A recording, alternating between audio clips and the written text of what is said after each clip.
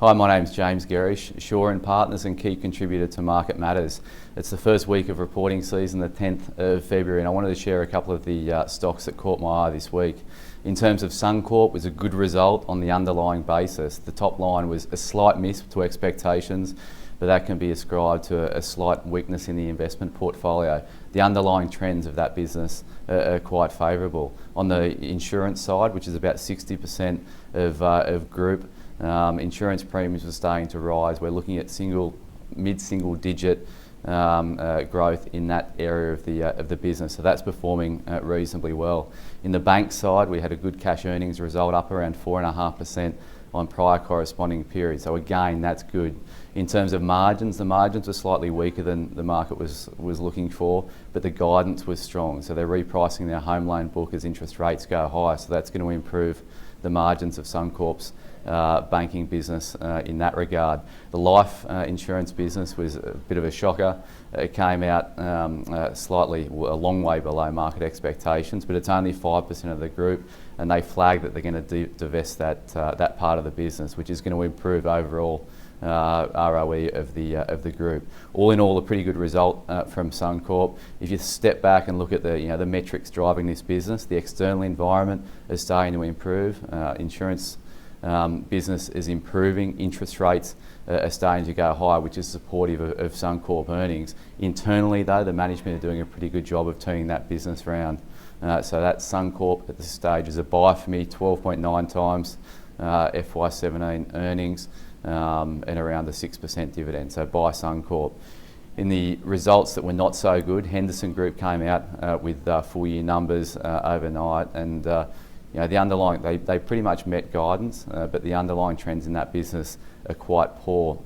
Obviously, it's been a pretty tough environment for UK-based fund managers in 2016. They had the Brexit, a lot more wider concerns around the EU and what's going to happen there going forward.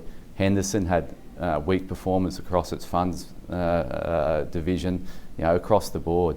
That led to lower performance fees and large outflows coming, particularly in its retail area of the market. So that retail division or retail funds is where the high margins are incurred. So the underlying trends of that business are weak.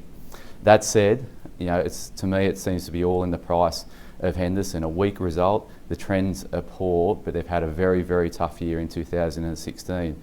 In UK, funds had the biggest outflows since the GFC. So if you want to go and buy a stock that has been in the vortex of a lot of bad news, Henderson is cheap for the exposures that it offers, and this Janus merger, which is likely to go ahead in the next few months, is going to be a company-changing transaction. So Henderson, a bad result, but it's cheap, and I'll be a high-risk buy at these levels. On the ugly side, Genworth Mortgage Insurance, GMA, the result was slightly ahead of expectations on the majority of metrics, but the underlying trends in that business are incredibly weak.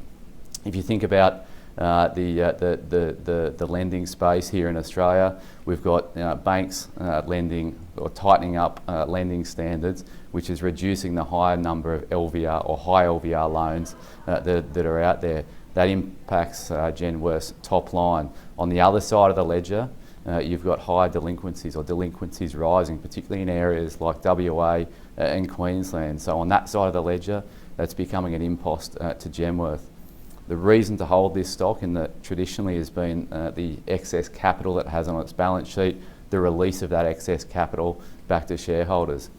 The issue here is if the business is under stress, which I think it is at this stage, given the metrics that I've just outlined, then that capital is at risk, I guess. So the company may hold on to that capital rather than distributing it back to shareholders, and sort of that alleviates the reason to hold GMA. For me, I wouldn't be in GMA, and I'd be quite negative that stock.